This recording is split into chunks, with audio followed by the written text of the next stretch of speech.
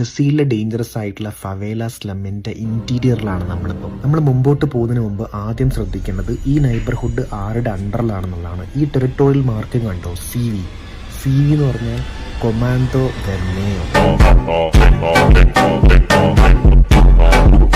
CV എന്ന് ഓമനപ്പേരിൽ വിളിക്കുന്ന 30,000 members ഉള്ള 47 വർഷമായിട്ട് ഓപ്പറേറ്റ് ചെയ്യുന്ന ഈ ഓർഗനൈസേഷന് ഇന്റേണൽ കോഡ്സ് ഓഫ് കണ്ടക്ട് ഉണ്ട് ഈ നൈബർഹുഡിൽ. അത് നമ്മൾ ഫോളോ ചെയ്തേ പറ്റൂ. ഇപ്പം തന്നെ ഞാൻ ഈ നടക്കുന്ന സ്ലമ്മിന്റെ നോക്ക് ആൻഡ് കോർണറിൽ അവരുടെ ആൾക്കാർ ഗൺസ് ആയിട്ടുണ്ട്.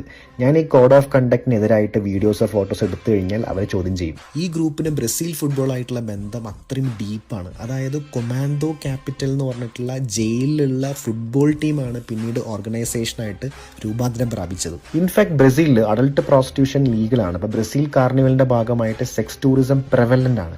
പക്ഷേ ഈ ഗാങ്സ് ആയിട്ട് അസോസിയേറ്റ് ചെയ്തിട്ടുള്ള drug trafficking, control of the territory, sex